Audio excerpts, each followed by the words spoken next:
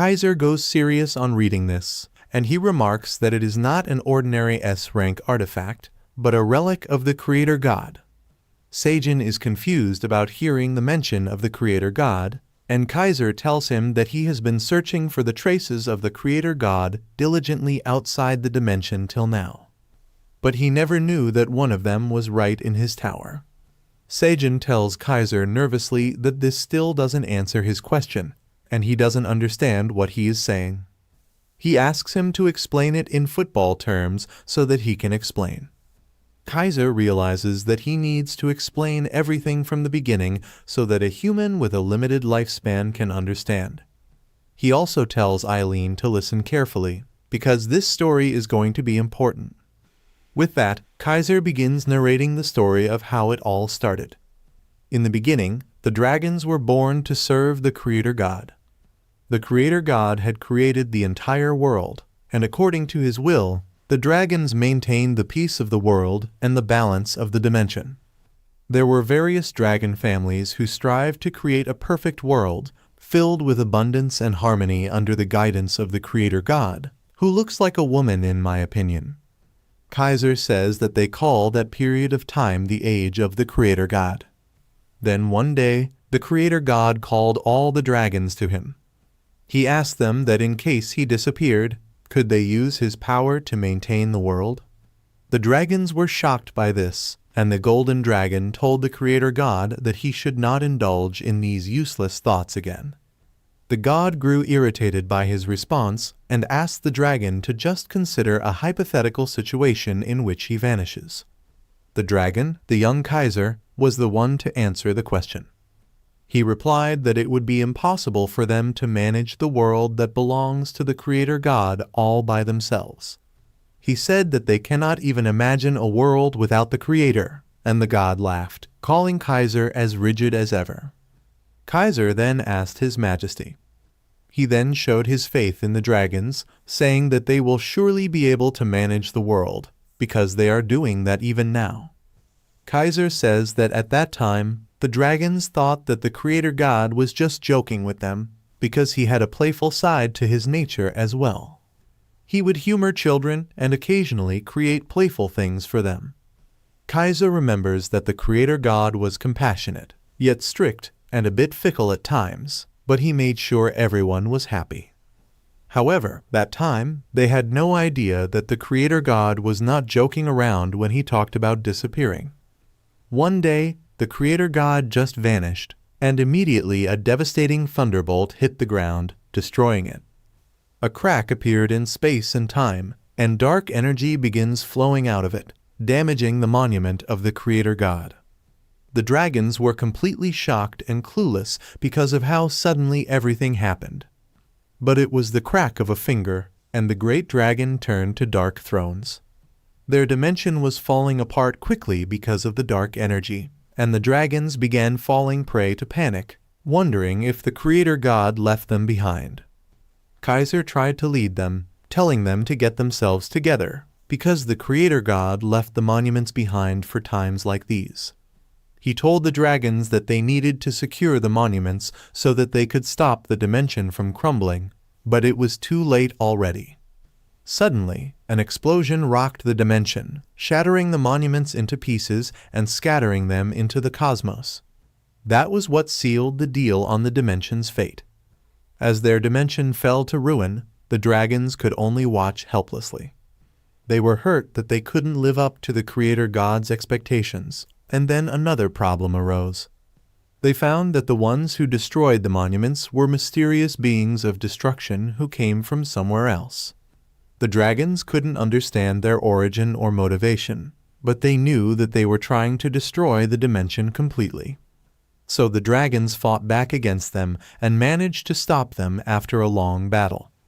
After that, with the help of the power left for them by the Creator God, they were able to find the towers, and they were able to send the people from the dying worlds into the tower to save them.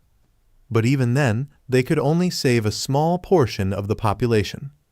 Kaiser begins agonizing about how it has been 3,000 years since the incident, and he finally found the fragment of the Creator God's monument today. Suddenly, Sejin interrupts him because he wants to ask something. Kaiser is furious and asks him what the reason is for disturbing him, because the story is at a very important point right now. Sejin tells Kaiser that there is something he is curious about. He asks the Black Dragon what he means by sending the lives of a dying world into the tower. Kaiser tells him that the tower is designed to appear in a world that is destined to be destroyed. The beings of destruction will soon evade the planet and bring calamity upon it. And before that, the tower will select survivors and allow them to enter it. Sejin begins stammering as he asks what will happen to the people who are not chosen and if they will all die. He says that a tower appeared on his planet too, and that is how he got in. Kaiser doesn't mince words, and he tells Sejin that if the humans fail to overcome the trials of the calamity, their world will be destroyed. This shocks both Sejin and Eileen, who wonder if the Earth is really going to be destroyed. Meanwhile, in the wandering merchant village on the 75th floor, Theo has just finished registering all the cats from the granary village as wandering merchants. He asks them if everyone has finished registering or if anyone has left, and everyone tells him in unison that they are done. Finally, the wandering merchant villager slowly collects and finds themselves wandering too, leaving he and Lisbeth behind.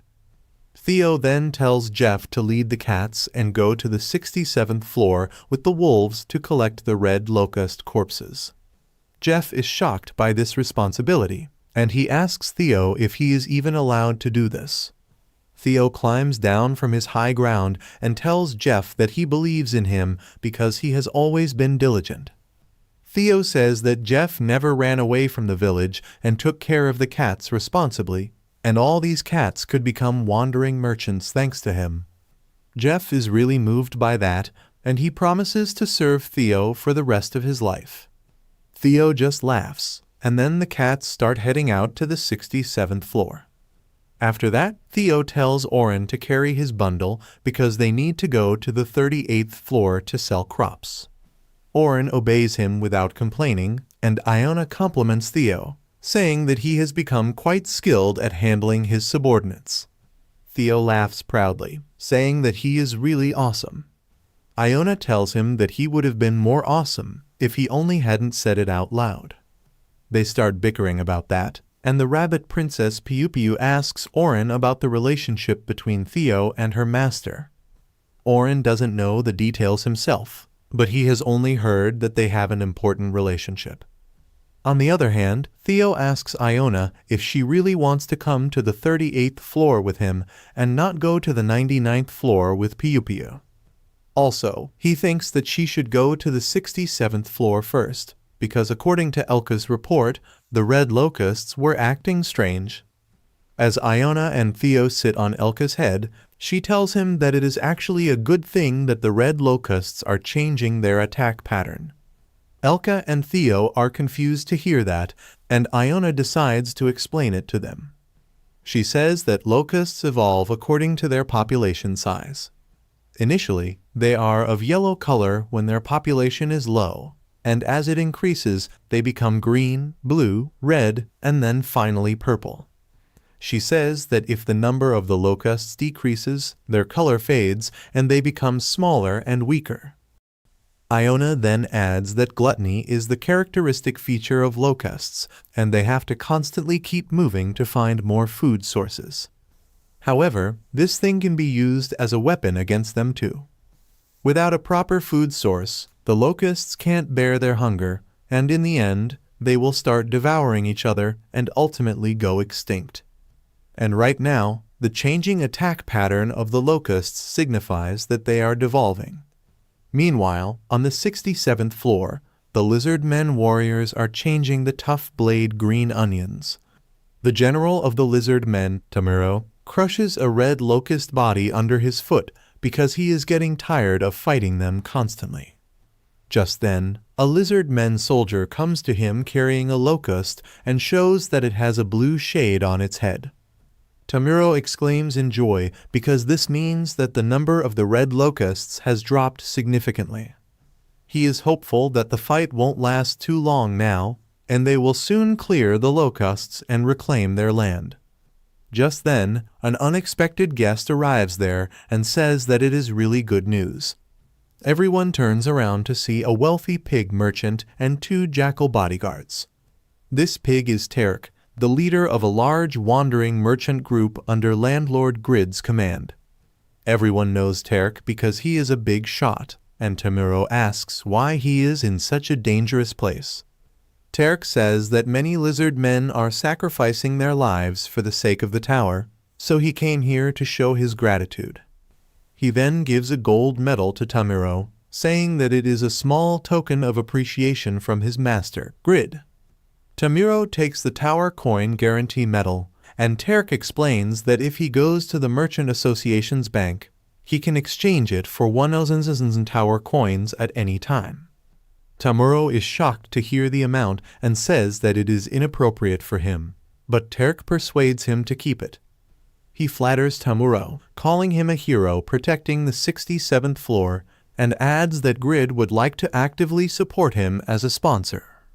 Also, he says that Grid also wants to help with the rebuilding of the 67th floor once the matter with the locust is over. Tamuro is shocked to hear about this generous offer, and he asks Terk what can he do to repay this great favor. Terk tells him that Grid is a humble person, so he won't ask for much, and then asks Tamuro if he has some time so that they can talk over tea in the comfort of a tent. He tells the other lizard men to come with him too because they have prepared a lavish feast for everyone to enjoy. However, the feast is not just for the lizard men. As everyone leaves the battlefield, the 2 jackals stay behind and grin menacingly. They open their magic bags and dump out a vast load of food down a cliff, in hopes that the red locusts eat it and increase their population so that the 67th floor falls, despite the best efforts of the lizard men. This chapter starts in the passageway village where all the wandering merchants are trying to reach their destination. Some of the less lucky ones have caught the eye of Scarum, who is trying his best to sell them some scrappy items from outside the tower. This time, it is a metal container that he claims is enchanted with preservation magic, so it can preserve food for a long time. He asks the clueless merchants what they think about it, but they are not interested in it because it doesn't really look that good. Just then, Meryl comes there and links arms with the 2 dog merchants. She begins saying that if she can't sell these items, her dad Scarum will hit her, so they should buy it to save her. The dog merchant suddenly gets suspicious that the goblin is a cat's dad, and he hits her. But the flustered Scarum tells them that his adopted daughter likes to joke, while he assures them that he doesn't hit her. Meryl doesn't deny that statement and instead begins looking cutely at the merchants, asking if they will buy the containers for her. The 2 dog merchants turn out to be beta simps who can't resist Meryl's charms, and at the end they buy a lot of containers.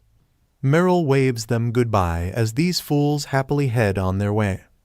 Once they are far away, Scarum starts yelling at her, asking how he is her dad because he is not so old. He tells her to stop saying things that can be misunderstood, but Meryl tells him that it doesn't matter anymore because they sold the item. She then takes out 2 tower coins from the pouch and hands them over to Scarum as his share.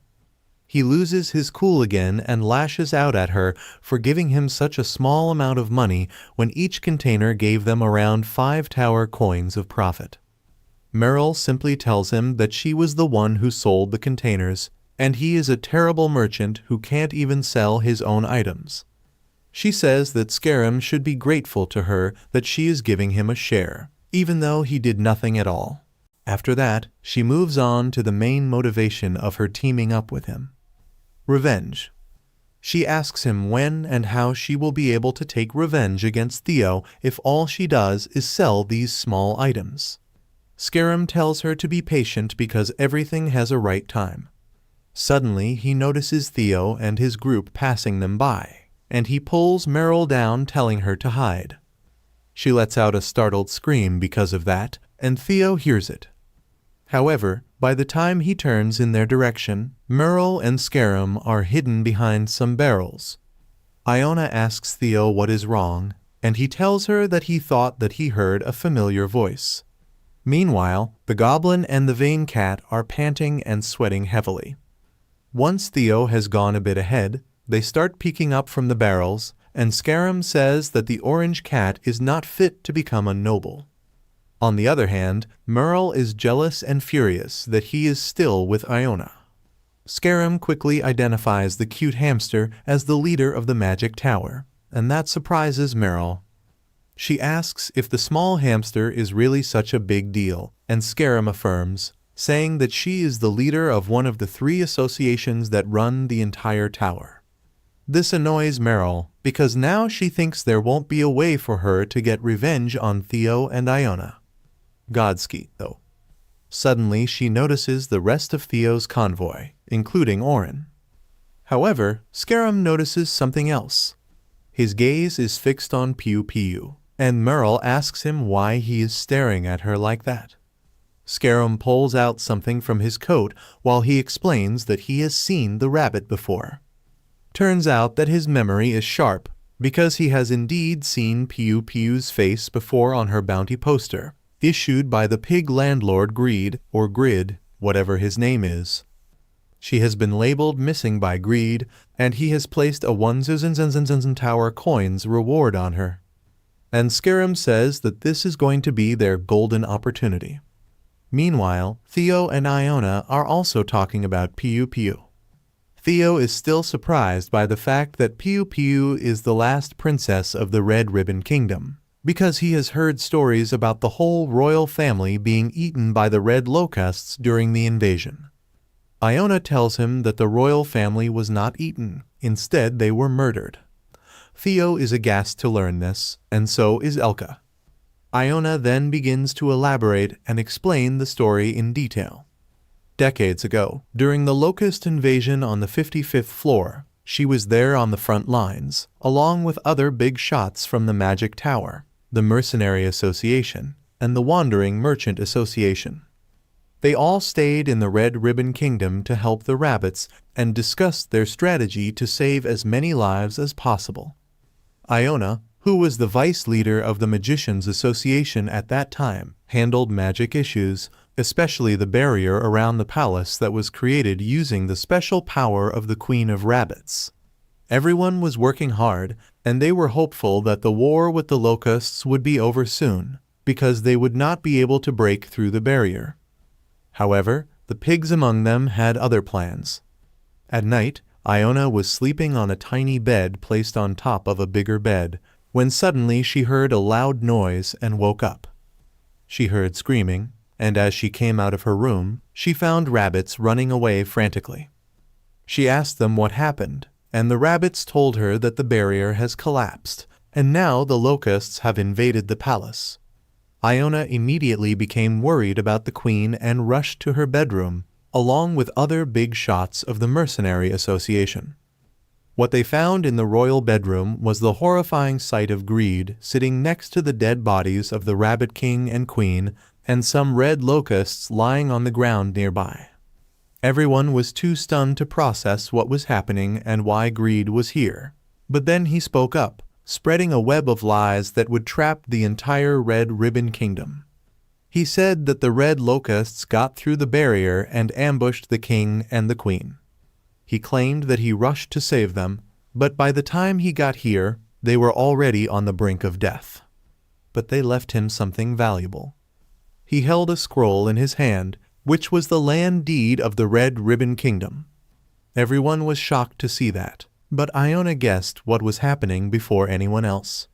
She dashed out of the room as fast as she could while Greed told everyone else that the king and the queen left the kingdom and the princess to him. He acted like he was trying to win the Oscar for the worst actor and said that he would try his best to take the heavy responsibility of looking after the Red Ribbon Kingdom. One of the Black Warrior rabbits stood up against Greed, telling him to stop lying, because the king and queen would never leave the kingdom to someone who was not even a rabbit. However, Greed's pig guards didn't take this criticism kindly, and they immediately smashed the rabbit to the floor. Everyone was stunned by this, And even though they were concerned about the way Greed was handling things, they didn't speak up. The pig didn't even hide his nefarious intentions and asked if anyone else had something to say. No one dared to speak up to the fearsome boars, and Greed's control over the kingdom was cemented by their inaction. He then menacingly asked them the location of the princess, but thankfully, Iona had already rescued her from falling into the pig's hand. She took the young Peupu and ran away because she knew that Greed's story was full of holes. The locusts could not have barged in through the barrier before the queen became weak, and she was certain that Greed was behind it. She finishes telling the story of the past to Theo, and then explains that the land deed is sealed with the power of the rabbit royal family, and Greed must have planned to become Peupu's guardian and then manipulate her into being his puppet. That way, even after she became the official queen of the Red Ribbon Kingdom, he would be the one in charge. She says that she couldn't let that happen so she could stay safe. Iona says that after the deaths of the king and the queen, the locusts devastated the entire kingdom. Thankfully, the tower manager intervened in time and saved the 55th floor from being completely overrun. The red locusts vanished because of that, but Greed took control of the 55th floor under the pretext of the land deed that he couldn't even open. Iona curses the despicable and disgusting pig, and Theo says that he never knew that Greed was such a bad guy. However, he is curious about how Greed can still act as the landlord if he can't open the land deed. That means that he has not been officially nominated as the landlord, and someone should have taken action against him already. Iona says that Greed must have used his influence on the Wandering Merchant Association and the Mercenary Association. She explains that he has a unique ability to make people side with him using the power of money. Recently, he has even put out a bounty on Piu because she is now at the age where she can officially become the queen of the Red Ribbon Kingdom. Theo understands everything now, and he asks Iona if she wanted Piu to meet Sejun, as it was related to this. Iona affirms, saying that she wanted to put Piu in the protection of the great black dragon himself, and then they would rebuild the Red Ribbon Kingdom. Meanwhile, something else is happening on the second floor of the tower. Two newbie hunters are going towards the forest, and one of them asks the other if it is true that they can level up easily at the place where they are going. The other guy tells him that he is certain, because his mother got this first-rate information from the Hunter Association itself. The first guy doesn't believe him, because the idea of giving someone money in exchange of leveling up doesn't seem legit. But then, suddenly, they come up to a man waiting for them. The man greets the noob hunters and introduces himself as Harrison, a level coordinator. The first guy is really excited to hear that, and his friend asks him if he finally believes what he told him. Harrison tells them that the second guy's mother has made an appointment for them already, so they are already prepared to serve them. He then leads the two boys to their destination, which is a massive field full of strange, monstrous flowers. The boys can't stop gaping at this scene, and Harrison welcomes them to the Gagel XP farm. He tells them that the plant tea monster they are seeing right now was found by their company, and they have mass-bred it so that new hunters can quickly become stronger by killing them. Summer stirs to see the tea planet monster he portrayed on the screen. And without giving it much thought, text entry. He pulls out a knife, saying that right now they are offering this service only to selected VIPs. He then cuts off a monster flower, showing that they can get 33 XP by killing it. He says that each square foot of the farm has 4 monsters and asks the boys how much they would like to invest in their training. And the two spoiled rich brats look at each other before emptying their purses. Finally, soon, they set the farm on fire with gasoline. They laugh like maniacs because they are leveling up quickly just by starting a small fire in the farm. They are paying 1,000,001 per square foot of the ground. But that is not too much for rich brats like them, and they keep greedily leveling up. Meanwhile, on the 38th floor, The hunters have set up a mini village so that they can wait for Theo comfortably. Theo and his group watch this from a cliff top, and Elka's curious because he is seeing humans for the first time. He asks Theo if these are the people who are coming into the tower from outside, and he affirms. He sees that there are more people than ever and gets excited to do business. But Orin is terrified of meeting them. Theo doesn't care about that as he goes down to greet the humans, and they get excited on seeing him. They eagerly rush towards him while informing the rest of their group that Theo is here, but then Elka arrives on the scene and starts acting protective of the orange cat. The hunters are taken aback on seeing a wolf monster, and Elka growls at them to scare them further. However, Theo tells him to shut it up because he is scaring their customers. Elka apologizes to him and says that he was so startled by their reaction that he couldn't help it. With that, Theo turns to the humans and tells them that there is no need to fear because Elka is his loyal subordinate. And even though he looks scary, he is a cute doggo. He then turns back to face Elka and asks him to give their customers some service. Elka is sweating because he doesn't want to do it, but it is an order from his boss and he doesn't have any choice. So he immediately lies on his back and barks, acting like a silly dog. The hunters are smitten by his cuteness and they ask Theo if they can touch him. Theo sees a business opportunity in this thing too, and he tells the hunters that it will cost them 1 tower coin per touch. Well, the hunters have a lot of tower coins to spare and they start petting and cuddling Elka, who doesn't enjoy it at all. He can only cry that he became the first Onlifen's model of the tower, and all his pride and the dignity of his tribe were sold for a few tower coins. After that, Theo tells everyone to stop focusing just on Elka because he has another new face with him. He tells them to look towards Orin, who is his new subordinate. Orin is really nervous, and he timidly greets the humans, but Theo turns around and tells him to do better. Orin has no choice now, and he tries his best to act cute as he introduces himself to the hunters. Well, Theo turns him into a business item too, and charges the hunters 1 tower coin for petting Orin and clicking his pictures. However, contrary to Elka, Orin actually likes being coddled by the humans. Now that the side quests have been taken care of, Theo decides to get on with the business and tells the hunters that it is time to start the crop auction.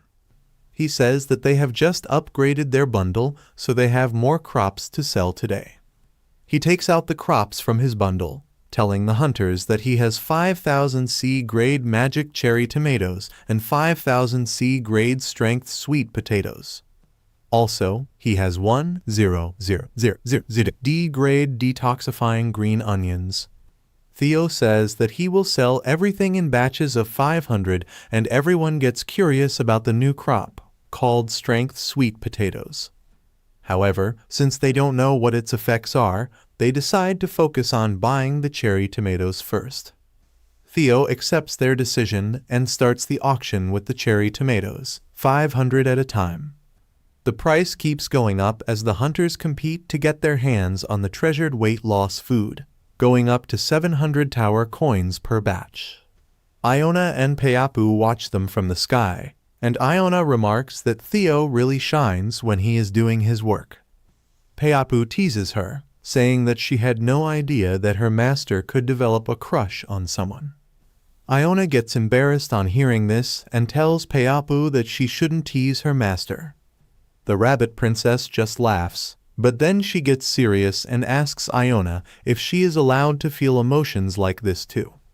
She remembers that ever since Iona saved her, she has been training and waiting for the day she gets to play a role in rebuilding her kingdom. She says that now they have some hope, but there is too much for them to do, and she is not sure how to deal with it on a personal level. Iona holds her hand, telling her that she doesn't need to shoulder all the burden alone.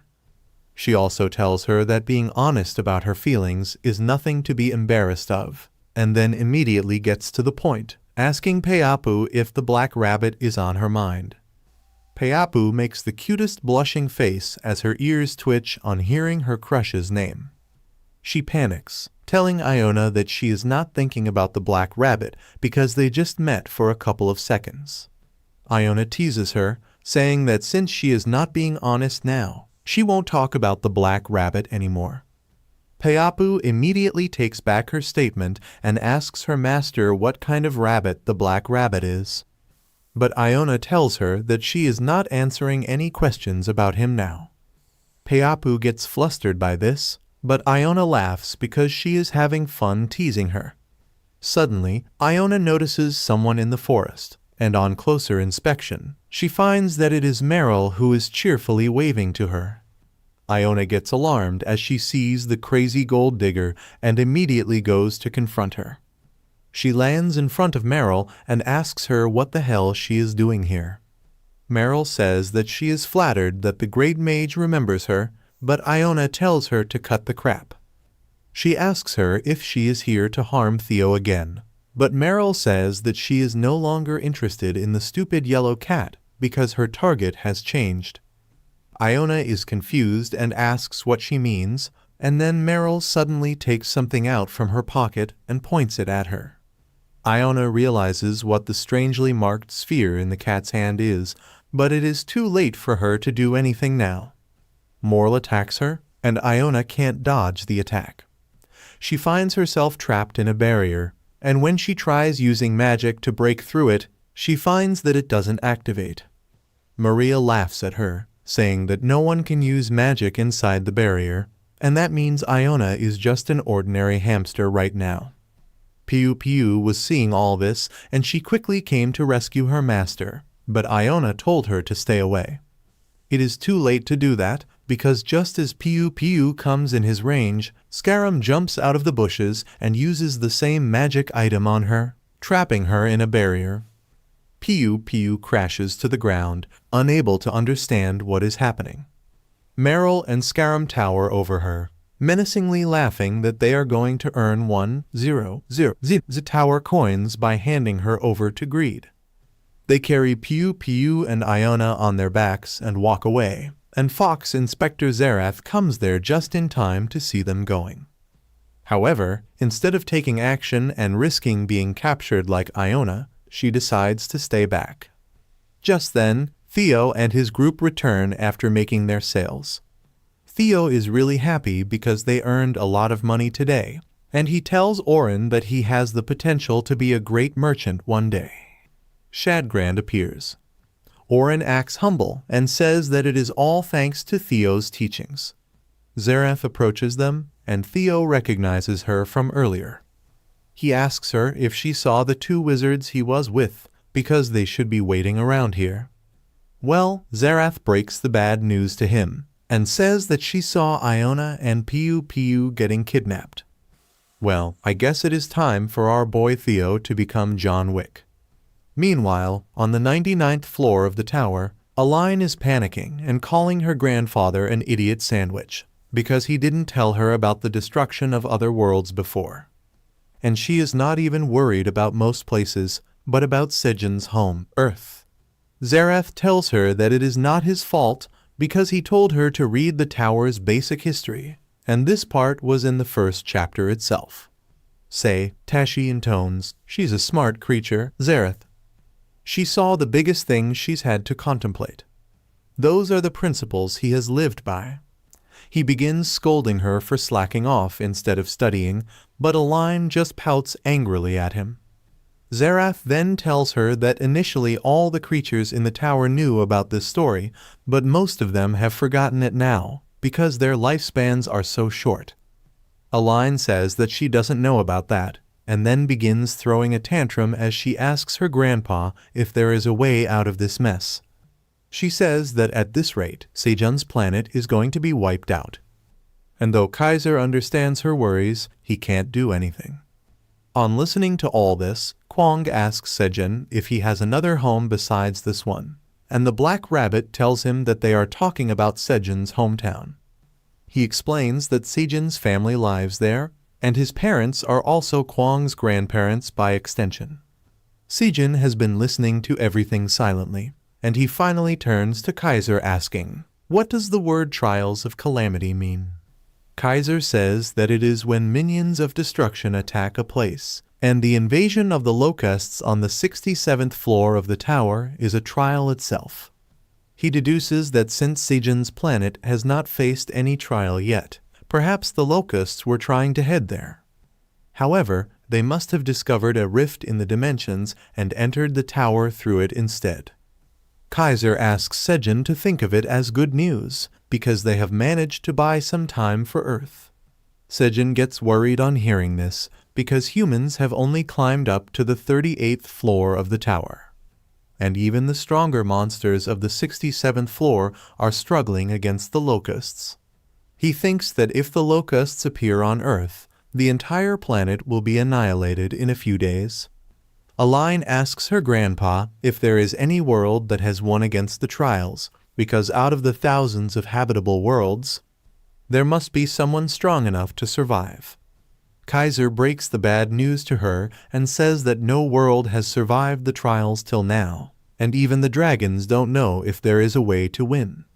Sejin suddenly interrupts him, saying that they can't give up hope because there must certainly be a way to beat the trials. Kaiser asks him what he means, and Sejin says that there is one big difference between all the destroyed worlds and his planet. Both Kaiser and Aline are curious to know what the difference is, and Sejin says that it is him, the tower. He says that if the tough green onion blade he grew can help defeat the locusts on the 67th floor, then he might be a variable that can change the course of battle against the trials of calamity. Back on the 38th floor, as soon as Theo learns about the kidnapping, he rushes to find Iona and Peapu. Elker rides at full speed with Theo, Zerath, and Orin on his back. Theo asks Zerath if she knows where Scarum and Merrill went, and she is pretty confident that they are going to the Rotten Root Inn in the Passageway Village. The inn belongs to the pig merchant Tarek, who is one of the lackeys of the landlord Greed and works directly under him. Zerath says that she saw Tarek and Scara making contact yesterday, and they are surely conspiring together. Theo gets suspicious on hearing this, but not about Zerath. He wants to know how Zerath knows these things in detail, and why she was following Zerath. Zerath is shocked because she did not even realize that she revealed some information that can reveal her true identity. She was investigating the merchant group that Tarek runs because they were dealing a lot with the 67th floor lately, and she saw Scara reaching out to them, so she got suspicious. Now she has no idea what to tell Theo to quell his suspicions, but luckily he is creative and gullible enough to come up with an excuse. He asks Zerath if she was trying to work under Greed through Scarum. She is shocked to hear this, and then Theo tells her to stop thinking about working under Greed because he is a really bad guy. Zerath decides to go with this story and says that she didn't know about this fact. She thanks Theo for saving her from being duped again, and he is satisfied. Soon they reach the entrance of the passageway. Theo tells Zerath that he has a companion here who holds a high position in the Free Mercenary Association, so he will be able to help them. Zerath is curious to learn more, and soon Elker reaches the spot where Hagel is napping carefreely. He wakes up as Theo calls him and asks if they sold all their crops. Hagel then notices Zerath, and they both recognize each other because they met at the meeting of the three associations. Hagel almost greets Zerath as the son of the Wandering Merchant Association leader, but Zerath shakes his head so violently that the Black Wolf understands he is going in the wrong direction. Wait, what? Zerath was a boy all along. Guys, don't cancel me for misgendering him. And to think that I was shipping him with Theo before Iona came into the story.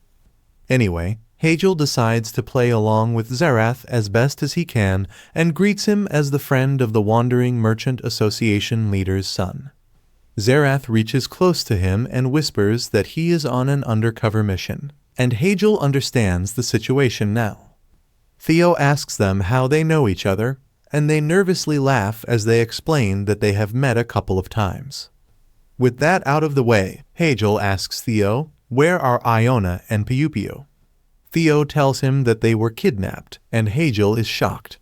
At first he thinks that Theo is just making an unfunny joke, but when Zareth says that he witnessed it himself, the wolf believes him. Theo explains that Scarm and Merrill kidnapped them, and they are heading towards the Rotten Root Inn to meet the pig merchant Tarek. He asks Hagel if they can get support from some strong people at the Free Mercenary Association, but Hagel is not positive about that. He knows that Tarek is a lackey of greed, and dealing with him will be difficult. Elka explains to Theo that there are various factions inside the Free Mercenary Association, and most of them follow those who have money. Since Greed is currently one of the wealthiest and most influential people in the tower, most of the mercenaries have some ties with him, just like the Silver Wolves had in the past. Theo asks about the Magician Association because they should be able to help, but Hagel says that it won't work either. He says that Greed has planted his people in more places than expected, and even the Magician Association won't be safe from that. Theo freaks out on hearing all this and wonders if there is really no way to save his girl, and Zerath feels bad for him. He suddenly realizes that there is a way, but it is a risky one. He nervously tells Theo that he has an idea, but he has to trust him on this one. Meanwhile, in the Passageway Village's slum area, Scarum and Merle are heading to the Rotten Root Inn. Scarum knocks on the door, and the guard inside opens the peephole and asks his business. Scarum confidently tells him that they have retrieved the items and are here to see Tarek. To test that they are allowed to enter, the guard decides to ask for the password. He says, "The bug," and Scarum replies, "It likes rotten root." With that, the guard opens the door, and the confidence slowly starts leaving Scarum's face as he enters the inn. There are much stronger species chilling there, and all of them work for Greed. Scarum and Merle nervously make their way upstairs, where Tarek is simply chilling. As soon as he sees Scarum, he asks to confirm if he has come here with disappointing news. Scarum tells him that he won't come if he doesn't have good news, and then unveils Iona and Pew Pew, who are still captured within the special barriers. Tarek is pleasantly surprised to see this, and Scarum says that, as per his instruction, he used the seal to capture them. Tarek gives him a thumbs up and then turns his attention to Pew Pew, asking her how she has been. He then looks at Iona, who is fuming with rage. She calls Tarek a disgusting pig, but the very next moment his boot hits her. Tarek stomps on her through the barrier, yelling that he has been going easy on her all this time, but it is her fault that she can't read the room. He tells her that she is just a useless hamster if she can't use magic, and then stops his assault. The pig has started to sweat and pant just by this much because his physical health is worse than mine, but he says that stomping on Iona was stress-relieving. As he starts wiping his sweat, Tarek tells Scarum that when he first came to him saying that he saw the rabbit princess, he thought he was lying. However, he completed his mission flawlessly and Greed would be very pleased by what he has done. Scarum gets excited on hearing this and asks Tarek to introduce him to Greed, but the pig says that he will think about it. He tells his underlings to give Scarum and Merle their 10,000 tower coins and send them away. A jackal mercenary begins pushing them outside, and while Merle is happy to get money, Scarum tries to convince Tarek that he is good at other things too, and he just wants a chance to prove himself to Greed. Tarek doesn't care about a nobody like him and turns his attention to Iona. He says that he would love to crush her even more, but it is not the right time for that. He turns to Pew Pew and introduces himself and tells her that her guardian, Greed, has been searching for her all this time. He tells her to stop evading him and return to the Red Ribbon Kingdom to be by his side. Pew Pew refuses and then angrily says that Greed is not her guardian because he is her parents' mortal enemy. Tarek immediately blames Pew Pew's reaction on Iona and says that she must have brainwashed the princess deeply to make her think like this. He says that the death of the king and the queen was an unfortunate incident, but Greed had nothing to do with it. Tarek starts praising greed, saying that he is a virtuous individual who is managing the kingdom and its people responsibly. He says that greed is even giving his full support to the 67th floor so that it doesn't turn out like the 55th floor. Iona scoffs at this and says that everyone knows that greed is using his support as a tool to take control of the 67th floor. She yells that things won't go according to his plan because the number of red locusts is decreasing, but Tarek starts laughing at her, calling her stupid. He asks her if she thinks that they would just sit idly and wait for the 67th floor to fall into ruin without adding to the chaos. Suddenly, one of his underlings comes there and tells him that the color of the locusts has changed back to red. Tarek is pleased to hear that news, but Iona is not. She can't believe that because she was sure that the locusts had started to turn blue. Tarek realizes that it is no use hiding the truth now, and he tells Iona that the locusts will start multiplying again because his men are feeding them.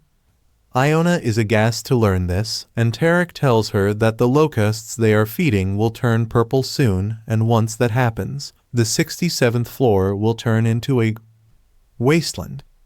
After that, the food will run out, and the place will fall under greed's control eventually. Tarek then tells Piu Piu that she should marry greed and hand over the official ruling authority to him because, as a fragile and innocent rabbit, that is the only way she can save her people. He then tells Iona that before anything else, he needs to get rid of her because she has heard too much. He says that with her death, the Magician Association will be under their command as well, because even without knowing their secret, she is really dangerous to greed's plans. One of the jackals starts drooling as it approaches Iona, and just as he is about to bite her, the wall explodes and in comes the John Wick of cats. Theo enters the room in style, landing a kick on the jackal's face and telling him not to mess with his precious magician. Tarek and others don't even understand what is going on, but Iona is relieved to see Theo. He stretches his arms to catch her, asking if she waited long. She begins acting like the female lead of a cheesy romance drama, saying that she knew he would come in no time. By the time they are done talking while falling in slow motion, the poor jackal hits the wall on the other side, and Tarek is thrown off his feet by the impact. He is confused and furious at what is happening, but Theo has rescued both Iona and Piu Piu. Tarek furiously asks Theo if he even knows who he is messing with and gives his full introduction, but Theo is busy thinking how to undo the barrier around the girls. Tarek is still throwing insults at him, asking how dare he touch something that belongs to the future great wandering merchant. He threatens to make sure that Theo can never work as a merchant again, and then gets pissed because the cat is not even paying attention to him. Theo just shoots a death glare at him, telling him to shut up because he is barely holding back his desire to kill him. He asks Tarek if he wants to know who he is messing with. He tells him to remember this well. The one in front of him is the golden cat Theo, a middle-class wandering merchant who will become a great merchant one day.